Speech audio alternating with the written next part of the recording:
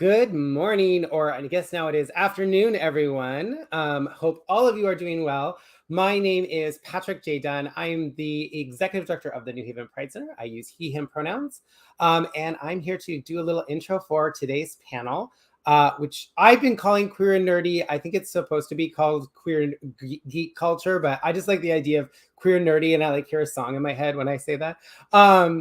But we're super excited about this panel today. And as we get started, I did want to really quickly do a land acknowledgement. So before we begin today's program, we'd like to acknowledge the land on which we are hosting this event. While virtual, the New Haven Pride Center was founded and operates on the traditional lands of the Mohegan, the Mashantucket Pequot, the Eastern Pequot, the Shattuck, the Golden Hill Pawcasset, the Niantic, and the Quinnipiac peoples. Please take a moment and acknowledge and honor the Native people whose lands that you are occupying and the history of the place that you're in. To learn more about Native lands, you can go to nativeland.ca. As I said, today's event is part of Pride New Haven. Pride New Haven runs through the end of this week, closing on Sunday. There's over 25 different events, which means there is something for everyone. And you can learn more by going to newhavenpridecenter.org, again, right there. And so as that, we'd also like to thank our presenting sponsors of Pride, Gotham City Cafe, Healthcare Advocates International, Black Rock Social House, Partners Cafe, Circle Care Center, the Community Foundation for Greater New Haven, the City of New Haven, and the State of Connecticut. As I said, today's program is called Queer Geek Culture, or I like to call Queer and Nerdy. Today's program is specifically made possible thanks to our support from CT Humanities. So with that, I'm going to stop talking because nobody came to hear me and hand it over to our resident nerd on the staff of the New Haven Pride Center, the one and only Deputy Director of the Pride Center, Juan Carlos Soto. Thank you. Good afternoon, everyone. Thanks for being here. I see the Twitch raid has already started, and I'm really excited because for once I get to be on the other side of a Twitch raid. We have an incredible panel today, so I'm just going to jump in and just kind of bring everybody on. If Patrick, our producer backstage, can bring on everyone so we can just jump in and just get started. Hi, everybody. Thanks for being here. Hi. I'm so excited to see you all. So if we can start with everybody introducing themselves and letting us know a little bit about how you connect to queer geek / nerd culture.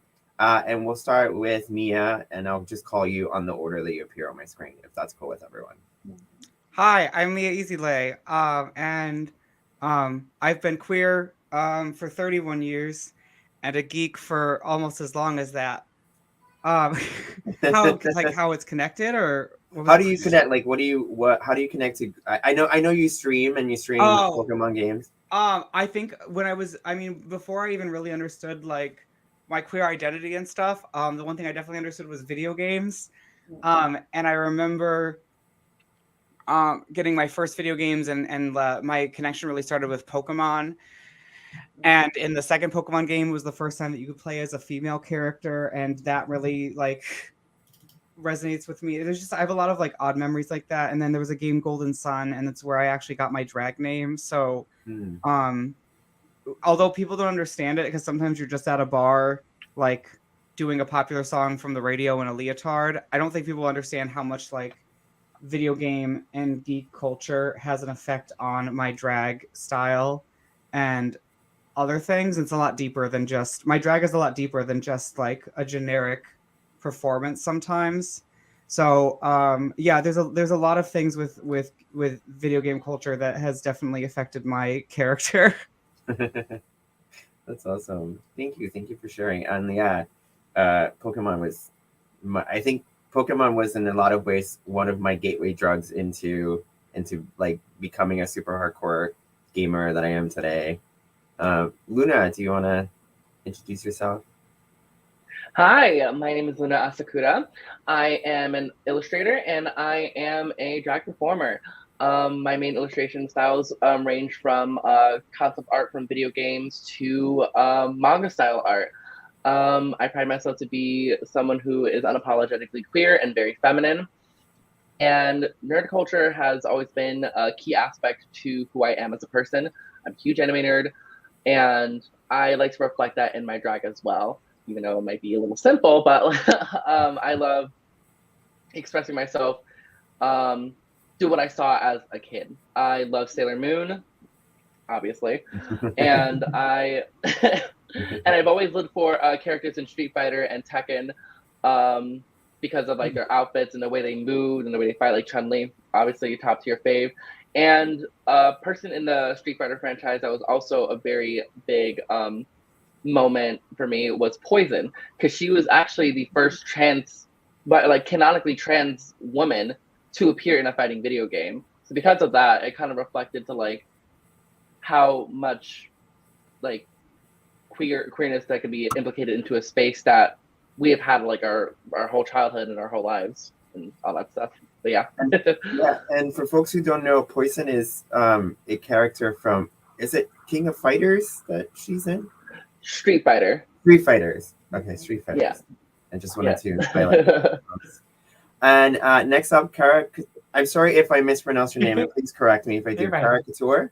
Yeah, Kara Couture, yeah. Got it. Yeah, so hi, I'm Kara Couture. I'm a gender fluid fashion illustrator, drag content creator, member of Team Stream Queens along with Mia on Twitch. And, you know, I play a lot of random stuff. I'm on a bit of a Pokemon bender right now, leading up to Scarlet and Violet. And when that's done, I'm going to go on a Zelda one to lead up to Tears of the Kingdom. But, yeah, I was born a week late. So, like, I was born on drag time. So, queer stuff has been, like, from the womb to the tomb with me. Like, it's just always been there. I grew up really big on like the 2000s Justice League animated series and like Justice League Unlimited. So like I was very much like a DC child growing up, but also very much a Nintendo gamer. So very big into Zelda, very big into Pokemon. I tell this story from time to time, but like there is nothing that's not queer about a 7-year-old assigned male at birth child getting sent to the hallway over getting into an argument over how Princess Peach is the best driver objectively in Mario Kart, because these men are driving around in overalls and normal shoes and she's doing it in a gown and pumps. Like, that's true.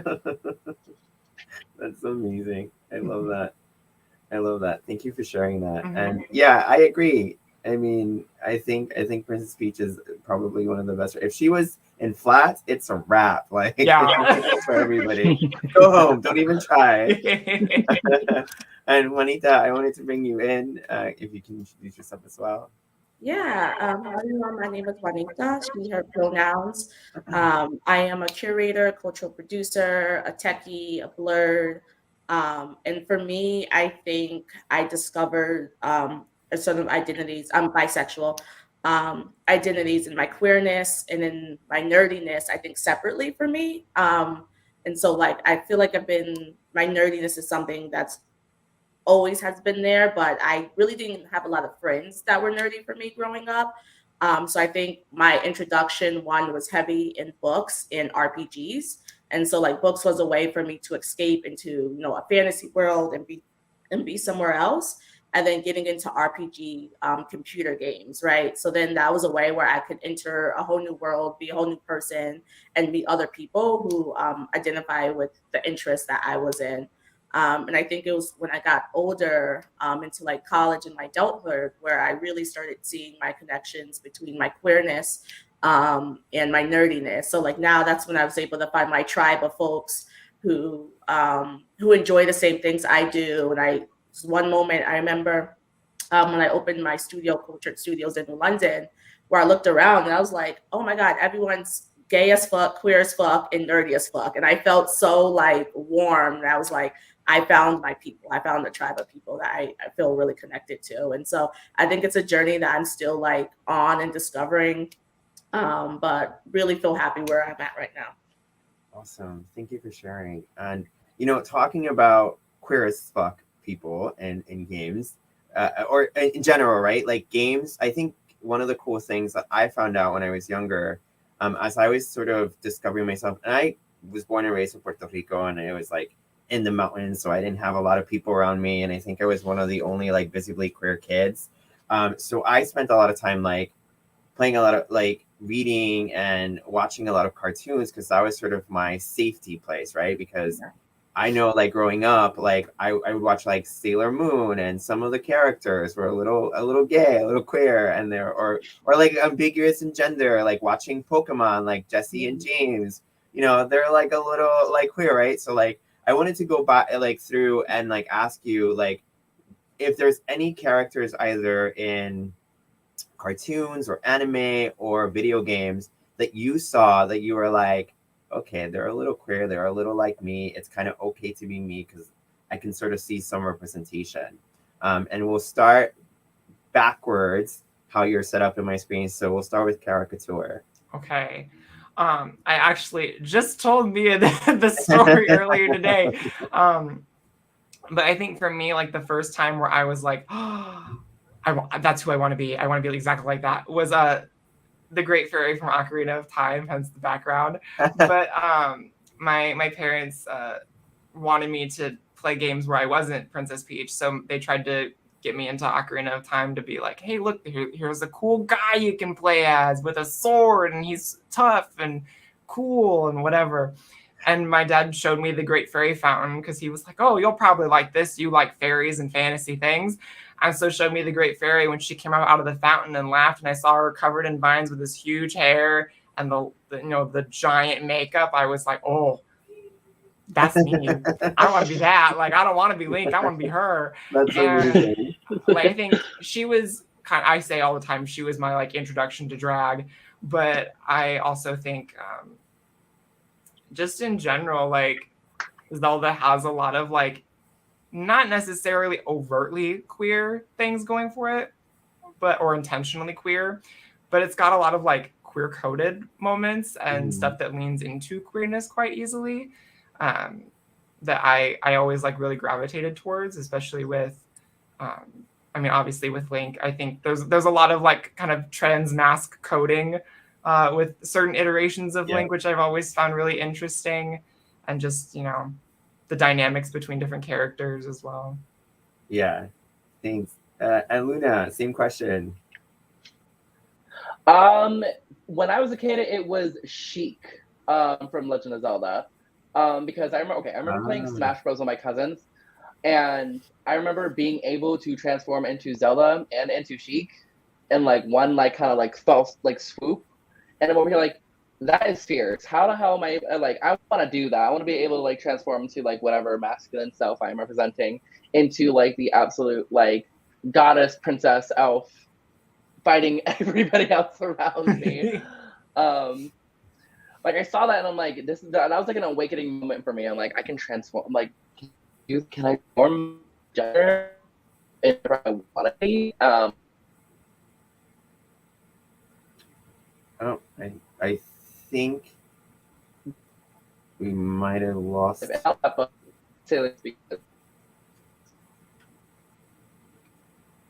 She didn't pay her electric bill. Okay. This is also, I feel like this is also part of you know, queer geek culture, where you're playing like an online video game with one of your friends, and like you're in a dungeon or something, and somebody's internet fails, the group wipes, and then everybody gets mad. So this is just, I feel like we were just in a mythic dungeon or something in World of Warcraft or something, and somebody lost their internet. All right, so we're gonna let Luna sort of internet settle, and we'll go up to Juanita. Same question, like what characters sort of like you were able to see and be like, oh, they're like me. Yeah. So I think for me, because I was really discovering my queerness later in my life, like college into adulthood, I wasn't really in that zone thinking about that in like middle school and high school. But I think like characters that I just really resonated with later on in my life, like Katara from Avatar, like one of my favorite ones, where I could like see a character and be like, okay, that's her, that's a badass. You know, that person I want to be and could be with also at the same time. And so like I think it's been like seeing that more later on in my life. And now, as you mentioned it, looking back at like shows that I used to watch when I was younger and not realizing how queer a lot of them were, right? And so now being an adult and being able to like look back at certain things and be like, I understand that now. Like that was queer as hell, and I really wasn't getting it when I was younger. So it's actually fun now going back and watching shows and seeing that more and being welcome into shows. I think is really interesting exploring that as an adult. A new challenger has entered the match. Welcome back, Luna. I don't know what happened. The connection just started going off. Like everybody around me was just like going wonky, and I'm like, how do you? I think I said what I needed to say, but Yeah. So no. No worries, it happens. So I don't know if you want to kind of jump back into what you were talking about, like sort of our question about what characters you identify with or you thought were like super queer coded or super queer when you were growing up. Well, especially Sailor Moon, because when I read the manga, I kind of found out that she was bisexual, because she had a crush on Sailor Mars. Mm-hmm. For a little bit, I wasn't like jumped like on. It was just more of like she just said it, and like they just moved on, and I'm over here like she was like blushing, and I'm like, I like her, and I like how honest she was, and it was just and I was saying Sailor Uranus because in the manga they also said that Sailor Uranus is both male and female and brings power from both and uses it in battle, and I'm like, that's fierce. I want to be that. Awesome, thank you. Yeah. Mia, same question. I think some of I mean, obviously, like the Pokemon anime with like Jesse and James had so much stuff, but I think that like the amount of queerness that is like underneath the surface level in Pokemon, like if you read not only just people like referencing the character as, but also if like you read the manga, there's a character in Gen 2 named Bugsy who's the second gym leader, and like everyone thinks that Bugsy's a girl. And although Bugsy is very like androgynous, but they're male identifying. And even in the manga, like there's an entire like 10-page scene where people just keep mistaking him as a female. And so there's a lot of like androgyny and queerness in games. And then obviously like with Generation 2, when you could finally start playing as a female character. Yeah. And then like I can't name one person that thinks Wallace is not homosexual. Like in Gen 3, like you cannot. I dare any of you to tell me, look at me in the eyes and be truthful that Wallace and Steven are not doing it. Like it's like there's just so many. Like I feel like as I get older, I just keep finding more and more queer stuff. And it's not even the fact that they're specifically creating queer things, because the thing is that Pokemon is a family company, so they put stuff in there, but they never speak on it. But like in Sword and Shield, there's a character Opal that everyone has just decided is a transgendered woman, and Pokemon Company is just like, okay, they don't stop you. Yeah. You know what I mean? And they've never been out and been like, oh no, Opal is a cisgendered. Right. Nothing. She's literally the queen of the fairies, is been told she is, and everyone has decided she's queer. And it's just, I think it's not just I think it's the magic that we as queer people also find ourselves in the game, whether they intend it or not. Mm-hmm. Mm-hmm. So I do appreciate the fact that like that just kind of goes, that all that stuff happens, and I think it's super fun. I mean, other than that, as far as like, there's no like queer specific characters, because as I was growing up, that's not really something I was looking for. It was just mostly like female and female identifying characters that I like developed interest in, or it was canonically queer characters that were in like very religious setting video games, or going up against this like straight unionized, like there was a lot of stuff that I read into as a kid that I don't think people really looked at as deep as I did. Yeah. I think you're touching on a really big point that I think it's important for like people to hear, is like one of the things that we do as queer geeks is like we make the stuff our own, right? Like I think I would say in many ways more than any other sort of fandom or group of folks that like sort of congregate around something, like we really sort of invest ourselves in it, because like, I, for myself, like geek culture and all of this has been a lifeline in many points of my life. Like it was a way to, like what Juanita was saying earlier, like escape reality, escape like the craziness of like the things that people would say to me, or or all of the craziness, right? And so in the spirit of talking about making it our own, and Mia, you already kind of talked about this because your drag, you said that your drag has a lot of influence of the stuff that you love in geek culture. Like I want to hear like what are some of your influences and in your either drag or cosplay. I know some folks here do cosplay, or like your art. Like how do those influences show up? Like do you, if you can, and if you need a little bit more clarification, I'm happy to do that. But I kind of wanted to talk about how you make it your own, how you bring it into your own art. You're incredible, because I mean, everybody here is incredible artists, so I want to definitely put that out there. Like, Mia's drag, and I'm sure like the folks on Twitch have seen it, like incredible. So, and we'll start with, I'm going to start with Juanita this time, if you can talk about it. I knew it was coming to me. So I think, so for me, I do cosplay, and I think I've always been into just costuming in general. And so getting more into like being characters. And so for me, I think it allows me to express myself in a way that you could just be or do anything that you want. Like once when you put that costume or that cosplay on, I feel like you as a person transform into someone else. And that's something I love. I think there's power in that. I try and bring myself into the character. So like one of the things I want to do with my cosplays is wear my natural hair in all of them. So like how can I bring my locks into this character, even if they're a character that doesn't have locks, right? And so like how can I bring my blackness, how can I bring my true self into this character and still transform into being someone else and still bring that spirit of that character out. And so like that's something that like I'm looking forward to doing. I don't know if that's answering your question. Yeah, no, absolutely. Because like, you know, you give it your own spin, you make it your own. It's something that, yeah, like, thank you, that does. Mia, can I go to you and sort of talk a little bit about how you make it your own, the stuff, how do you bring it into your drag, how do that Yeah, influence that's fine. your drag? I think that I mean, I talked about it a little bit earlier where I said, like, I don't think people realize, like, how much inspiration and such, like, I get from, like, at least the way that I do drag is, like, as far as performance-wise, it's usually taking, like, a couple different songs with quotes and stuff like that. And I don't think people realize how many quotes from anime I use. And although someone in the audience might not, like, listen or understand it, but, like, there might be one person that's like, isn't that from Soul Eater? And then, like, you just, like, have a moment.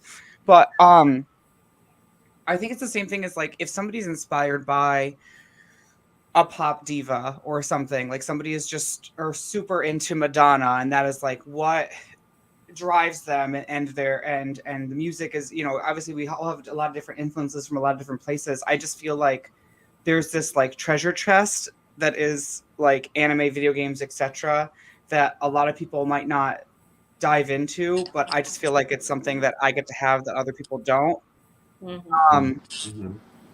And like I said, my name got inspired because of a video game character, and I named myself after that character because it's something that was so important to me.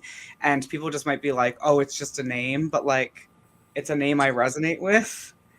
And then when the shutdown happened, like as far as like also how video games have affected my drag career, when the shutdown happened and it was literally like I had no job because I do drag full time. So I didn't have a day job and I couldn't get unemployment because I'm self-employed, and it's not like, or my other skill sets were sewing, and it's like, okay, well I could have like, okay, well I can sew garments for people, but no drag entertainers were making money or wanting to buy clothes, so how am I going to make money on that? And then it was like, okay, well what do you know? And it's like, well, you know, video games a lot, so and then like that's kind of how like I got on Twitch and then started like my video game drag journey. So I feel like it's like a part of me that I didn't really get to express easily, and now it's like such a big part of my career. Yeah, that's awesome. Yeah, thanks for sharing.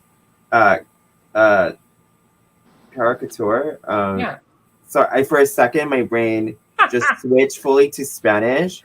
And I wanted to say shower couture, and I was like, no, that's not it. That's it. There's a play on caricature. Okay. Yeah. And I got it. Okay. How has geek culture and gay geek culture influenced like what you do? Yeah, so it's influenced it in a few different ways. So my whole like gimmick on Twitch is that I'm Twitch's resident draws play queen. So I stream out of the basement of my parents' house, and in the winter it's basically like a cement block. It gets very cold down here. And when I first started streaming, we're coming around to winter, and I realized none of my drag is thermal. I'm going to be a popsicle down here. And I needed to find a way to like stay warm and stay comfortable, but still do drag. And as an illustrator, I had always kind of wondered, like, how can I combine my illustration work with my drag in different and interesting ways? And so I was like, you know what? I'm playing Hades right now. I love the character art in this game. I think it would be really cool to kind of emulate the illustration and the art style of that game, but mix it with me and my drag. So I made a bunch of face charts based on the different characters that I wanted to use, that I would do the drag makeup for it live, photograph it, and then a couple days later I would do an art stream, and I would take that photo and I would illustrate the hair and the costume around it. And so that's sort of become like the thing I'm known for. And so I've done Hades, I've done Persona 5, I did a bunch of Zelda characters, I've done some Pokemon stuff, I've done some indie game things. I just did Morrigan from Dragon Age Inquisition, and which was a nightmare to do with this huge gown. But like I think bringing characters that I love and the character designs that I love and seeing how can I translate that through my drag lens has been like a really fun journey. And I have like 15 backlog that I still need to do. I have a Darkstalker series I'm in the middle of, and a whole bunch of other things that are coming down the line. But it's been fun, like getting to use that vehicle to also celebrate my friends that do drag and kind of turn myself into, you know, how I would see myself in their aesthetic, or you know, other like fashion show things. I'm going to be doing an Alexander McQueen runway show kind of thing before long with that. I mean, I did the art from Mia's background, so I do stuff like that. I do emotes on Twitch. So like Twitch and geek culture has completely changed my business as well. I went from trying to open commissions for years and years and years and getting nothing, maybe 1 or 2 every 6 months, to I've had constant work for 2 years now because of making connections through Twitch and through drag streaming and queer streamers. I also host and produce a digital drag show that I would hope to one day bring into a club space, but it is exclusively video game music. And we're going to be doing our second show of that sometime. I just have to make all the art for it. That's amazing. And yeah, I love, I was going to end, one of my questions was going to be about Mia's background. I was going to ask her where she got it, but it's so cool. I love it. I love it. Yeah. Good job. I'm an illustrator as well. I graduated from art school. So I like, every time I see really cool art, I'm like, who did that? What's that about? It's turned into it. And Luna, like, so the question that we're answering is like, how did you take geek culture and nerd culture and sort of like make it your own, and how has it influenced your career, like your art in whatever form it takes? How do I take it and put it into my career? How to influence me? Well, for the most part, it has influenced my art style to a degree, because I base my art off manga and video game art. And as of right now, I'm currently developing a drag queen manga. It's called My Dad's a Drag Queen. It's about the main protagonist. His name is Hyosuke. He is a high schooler who's dealing with the fact that his father is strict, and more strict than ever after his mom has passed away. And on a day where he finds his dad sneaking out, he goes after him. When he goes after him, he follows him into a nightclub. Once he's caught, he finds that he's in full drag regalia, and a whole onset of emotions come about because his dad has forced him to be kind of like straight presenting, and his dad is over here performing in full regalia and drag, and now it's going to be like a kind of contrasting thing going on within the story of like how the relationship builds with both the creative aspects just coming to fruition. With that being said, another thing that's like influenced me. Sorry, brain is like going on all over the place. Okay. Another way it's influenced me. It's influenced my drag to a significant degree because I take a lot of inspiration from different characters in video games, especially Tekken. For some reason, it's just the way that the character designs you can make your own in some aspects of the video game. And yeah, sorry, ADHD's going off right now, and I do not know how to explain things today. It's okay. It's okay. Yeah. Listen, we all know what this feels like, so we're with you. Yeah, no, essentially it's just mostly just that, I guess, for now. Yeah. Yeah. Yeah. Yeah. You know, I think I like I said, I'm also an artist, so like video games for me, like I love indie games. Like I love like I'm actually really obsessed with Hades right now. So good. And I keep like playing it over and over. And so for me, it like hits two like major points in my geekness and nerdiness. Like I love like Greek mythology. Like I was the kid like running around with that big copy of like the illustrated Greek like tales like around and like memorizing all of them and then like fact checking people like a nerd. Like actually that was not Aphrodite, that was Athena, and she is the goddess of wisdom, you know. So like having that video game be like a really cool roguelike and like beautiful art style, and then also having the cool gods and sort of the interactions and the silliness that happens. Yeah, I love it. So it for me, it also influenced like all of that influences my art as well, and just like how I show up in the world. Like I remember, and this is a question that I want to ask. It's like I'm 37, and like when I was like younger, like it wasn't that cool to be nerdy or geek or like a geek, right? But now, like I feel like geek culture has had this sort of like, I don't want to say revival, but like people are really cool. Like it's okay to be like, very visibly like geek, you know, in the world.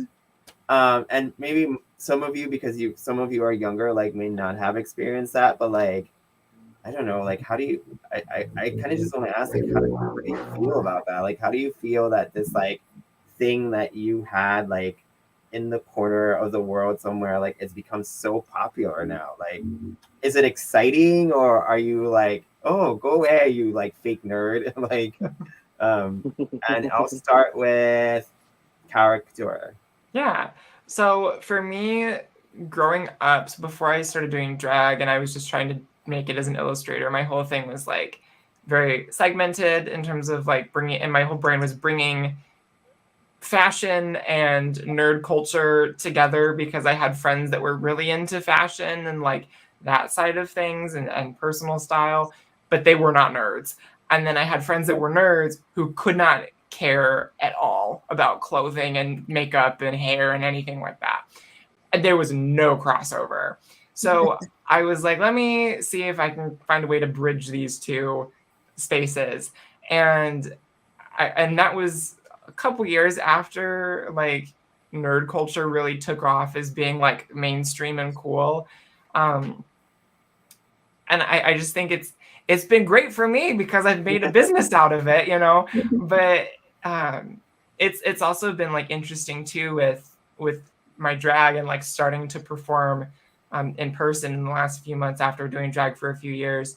So now it's like I have all these nerdy ideas that I've done digital numbers for that I'm almost like scared to take out in public because I'm afraid no one's going to get it, and then I'm not going to get tipped, or people just aren't going to get what I'm doing. And, you know, then I last minute switch it out and take it out of my suitcase, don't take it with me. And then I get to the show and I mentioned to somebody that I was going to do a number as, you know, whatever character. And then that person I mentioned it to was the one person in the entire club that has played that game and who would have gotten it. So it's like, it's cool that like now I feel like I can do these weirder, more obscure, like JRPG themed numbers and have somebody out there like be like, I see you. I see what you're doing over there. Yeah, that's awesome. Yeah, I like feel like sometimes I'm like really excited that other people like it's more mainstream, but sometimes I'm really protective of it and be like, be like, how long have you liked Pokemon? Because I've liked it from the original Yellow, and from like the original Red and Blue, and you started liking it when it was like Pokemon Yellow, like. So it's just really funny. I want to present the same question to you, Juanita. Like, how do you feel about geek culture becoming more mainstream? Yeah, I think it's interesting. I think in general, like it's cool, and a good thing. I think it's always great when people are being exposed to different things and allowing folks like us to feel more free and like in our interests and being able to share that with more people. But there are moments where there's like where I'm like, for example, like Game of Thrones and people watching the show that never read the book. And so like I'm always the book person for everything. And I'm just like, read the book, y'all. Like read the book. Like, but yeah, there's always those moments. I just saw this kid the other day playing like Pokemon Go, and he's really young. And so like there was like this moment where I was like, oh, I love that Pokemon is still cool. For kids, like there's people, it still resonated through from when we were growing up to kids nowadays playing it, and being it, having it be mainstream. So I think there's like those, like you said, that dichotomy of like, oh, this is really cool. Like I love that more people are loving this, but then also feeling that a little bit of protectiveness over things, or like, but in general, I think I would say that I love seeing more people love the things that we do. And I think that's cool. Yeah. Mia, can I bring the question to you? I think that it's like the same thing as like no matter what, there's always going to be like really good stuff. There's going to be really bad stuff. So as far as like with video games being more mainstream, with people getting more exposure and such, I know Pokemon Go got mentioned. So there's like this fantastic world of like with like me going online and me doing drag and people being like, I think the issue is also exposure, because I still constantly, even though like I have good viewership, I work my ass off, I push all this stuff, I tell people to do like I tell people about what I do, I still like at least once a week hear, oh my god, there's a drag entertainer who plays Pokemon online, like where have you been? And I'm like, right here. Like I just so like it's really good for that, and getting to expose art and stuff like that, and obviously time and going up against anything. But I think we're also stuck in an area where, like how you mentioned, it's just like if I'm out in public and then I have a t-shirt with a Pokemon on it, I always get some like, and this is not reading them, but I'll get like a mom come up to me and she's like, oh my god, you like Pokemon? And I'm like, oh cool, like someone I can talk about Pokemon with. She's like, do you play Pokemon Go? And I'm like, I don't really. And then they act all like befuddled and disgusted that like you don't play Pokemon Go. And I it just existed like before Pokemon Go. I'm just sitting there and I'm like, okay, when I was 10, my only friend was my Bulbasaur named Bulby. So don't get up in my face and tell me that I don't like Pokemon or act all befuddled because I don't play Pokemon Go. If I could spit in people's face, I would. Like but like sadly I wasn't raised that bad. But like I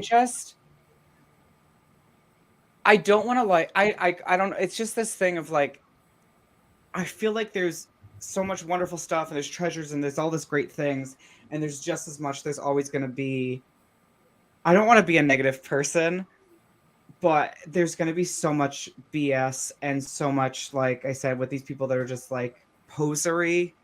Yeah. Like, and I don't want to like, you could start playing Pokemon today, and if there's an experience you get from it and you want to learn and grow and enjoy, have fun. Your experience is just as wonderful as my experience was. But if it's just this thing where it's just like, one piece of all of this stuff, I don't know, you know what I mean?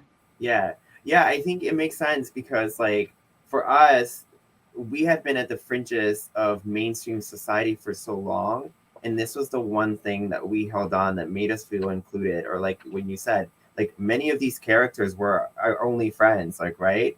And then so then people are doing it because it's considered cool, and then you'll have like, you know, like you were saying, like the mom who will be like, oh my god, you play Pokemon Go? And you're like, no, and they give you the look and you're like, listen, bitch, this Bulbasaur, I can quote every single Pokédex entry for every single game right now. Do you want to go? Do you want to do this? Do you know So, what's like, really funny on a side note too?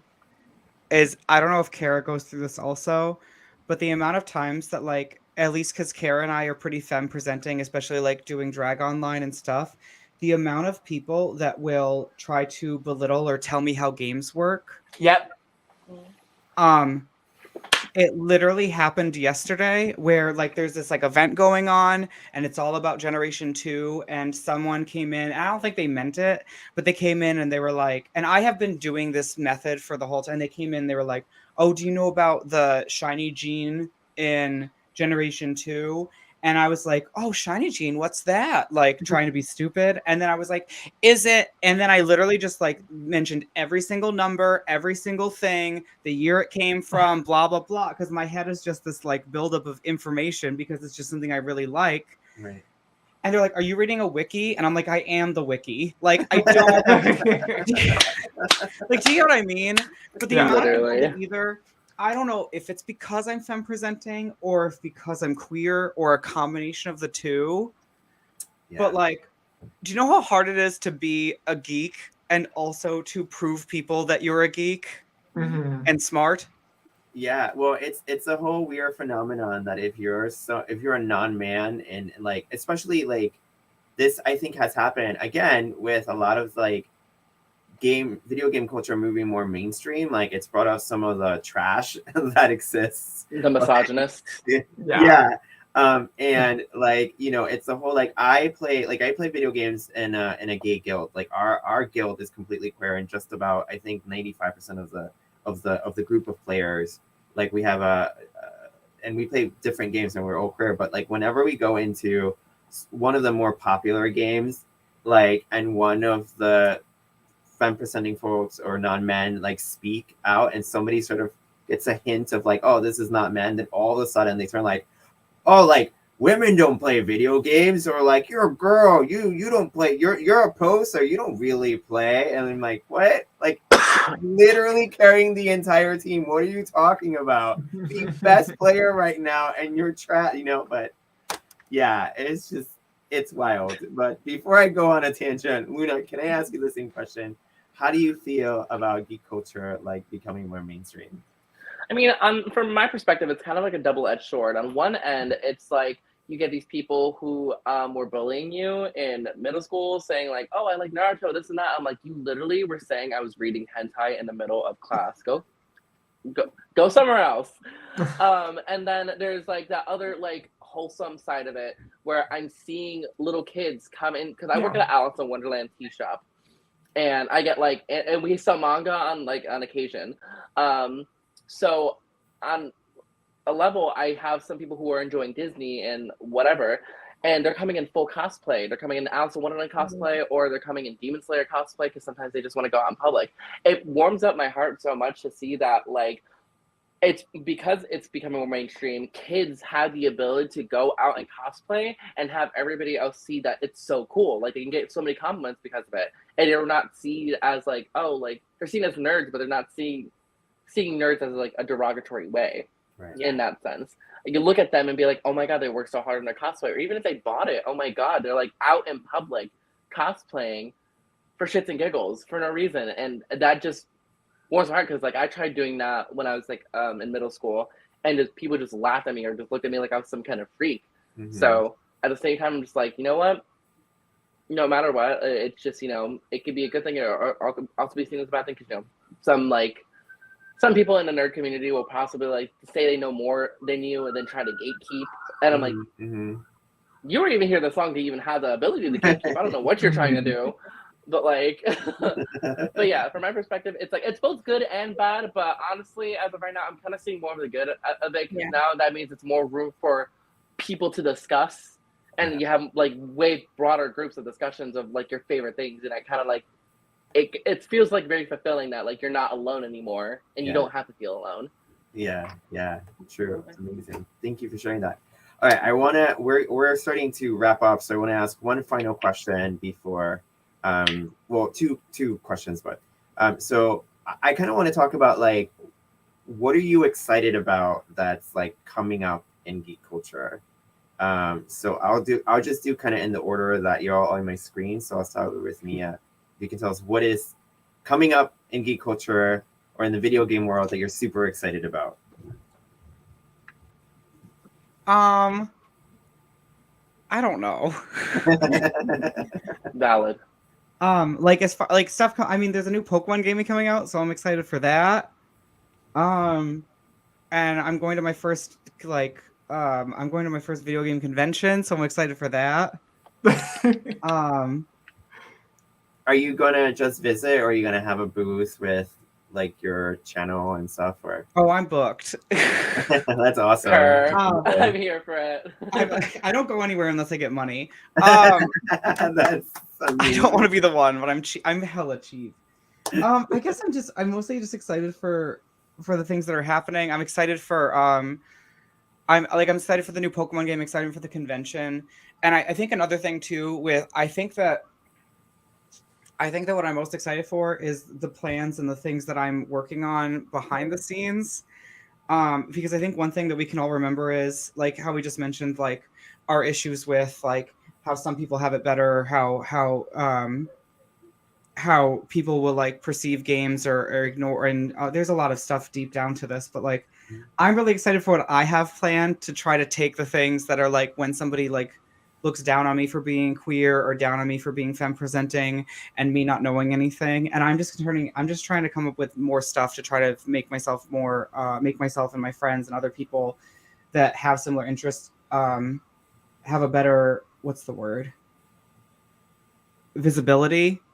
Mhm. So I'm excited for the stuff that I'm working on, and I'm excited for everything that I'm seeing, because I feel like, just because like it's very much like a very hetero-dominated world, at least like the video game community. I feel like as long as like more queer people that like video games, as long as we talk about our interests and we build groups and we work together, I'm just excited for the stuff that we're able to do. Yeah. And hopefully get more queer representation in video games too. Yeah, absolutely. Thank you, and good luck on the are you performing at the convention? Yeah. I don't know if you can talk about it, Mike. Oh, I can. I'm on the website. It's fine. Okay, awesome. Her. Good luck. I'm not trying to brag because somebody else is not doing it. It's fine. I'll still be in the audience with a gigantic hat. Yeah, I'm doing that. They're doing Twitch is doing its first drag showcase.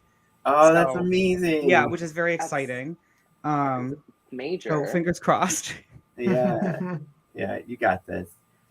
Juanita, what are you excited that's coming up? Anime Weekend in Atlanta is coming up. So I'm excited about that. I'm trying to figure out. I think I'm gonna go. Hopefully, I'm gonna go, and what cosplay I'm gonna do. So that should be fun. And then The Mandalorian season 3 is coming out soon. Well, February, but that's gonna come up faster than we think. So I'm really super excited about that. I'm like so stuck in this Star Wars universe right now. So super excited for that and all of the other TV shows that are coming out as they're building out these like other worlds in there. So super geeked about that.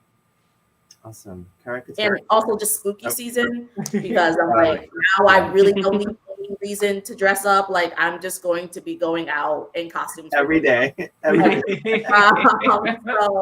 yeah, this is a season where I'm just gonna be just walking down the street in New Haven. You'll see me somewhere. Caricature, what are you Yeah. excited about? So yeah, I'm also very excited for TwitchCon. I won't be performing, but I will be there in drag in full looks. I'm finishing up details with my designer who's making everything, and I can't wait because they're gonna be good. But I've got that to look forward to. I just can't wait to meet all these other like drag artists and nerds that like I've gotten really close with over the last couple of years. And then I think my other, like obviously Pokemon Scarlet and Violet, but my mods got me to play the entire Dragon Age series on stream, and I am like obsessed with it now. And the next game that's coming out, Dragon Age Dreadwolf, there's been some like rumors and hints and teases as to like who the cast for the party is going to be, and there's some good notes and hints that one of the cast members is going to be a character from the comics who is a canonically trans woman and like lives as an openly trans woman. And the general manager for the IP currently is a trans woman. So seeing like trans representation in that, I'm really excited for, because she's so cool. The comics, like she's really fun, but she also has like a fun personality and really interesting backstory that I really hope that it gets explored. Fingers crossed that it doesn't get like trauma porny, because Dragon Age is a morally gray universe, and so everybody kind of goes through really bad stuff all the time. But hopefully, it goes well. I just can't wait to see like what they do with it, because that series has always been queer from the outset. Even though people say like Inquisition is the game that made it more woke because there's like a gay man and a lesbian in the party. They've always been there. It's been part of the whole universe the whole time. Yeah, for sure. Luna? Let's see. I have two things. Number one, Tekken 8 just got announced, and they're using the Unreal Engine for it, and I am so excited to play it on the PS5. Been waiting so long for this because the lore of the game is it's like the most dramatic soap opera in a fighting video game you will ever go through, and it takes about like 30 years if you're like if you're like a part of the original Tekken nerd fan base. And number two, on Hulu they finally released the final season of Sailor Moon from the original Sailor Moon and a new dub. And I feel like that's very important because in America, they didn't show that in the 90s because it was unapologetically queer. And there was Sailor Scouts transforming from male to female. So now we have an opportunity to show kids the full aspect of Sailor Moon, and also showing that you can do whatever you want. Gender has no rules. You can do whatever the fuck you want. You can be whatever the fuck you want. Oh, sorry, I shouldn't be cursing. Oh my god. Sorry, I'm very passionate right now about that. But yeah. But yes, and I'm very excited to see what the voice actors do with that and how they portray these characters. And I can finally see it without looking at like some like random dub on Kiss Anime or something. So yeah, I'm very excited for that. Sailor Moon. I feel like Sailor Moon literally brings the meme that gender is a galaxy, like actually into it.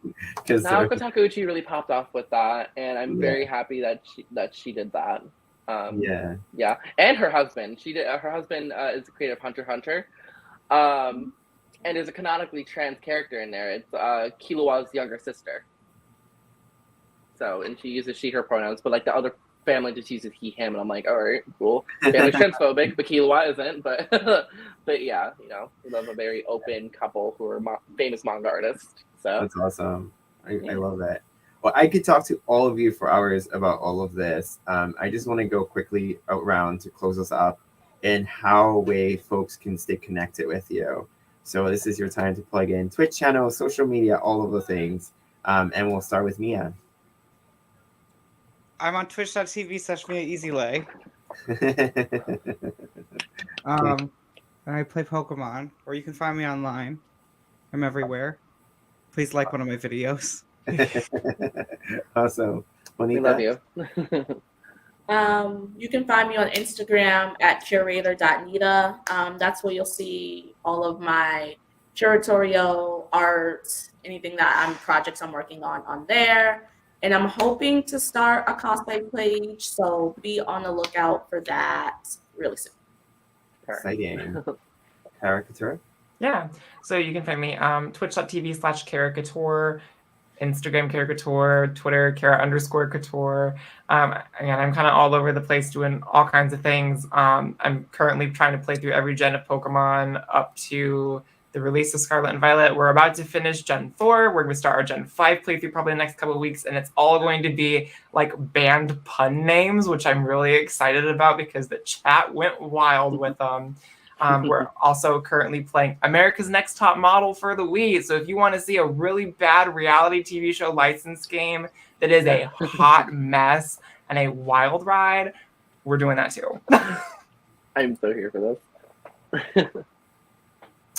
Luna? You can find me on Instagram.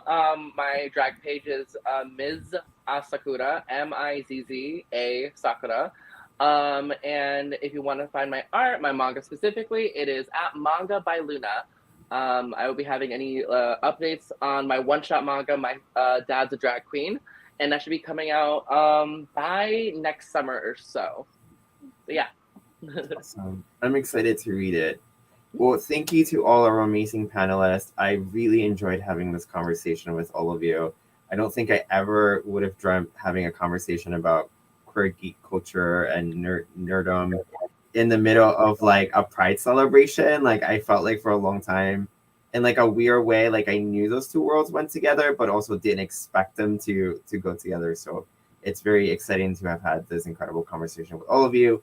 Thank you all. To everybody else who's watching, Pride celebrations continue here in New Haven. We have a couple more events coming up throughout the next couple of days.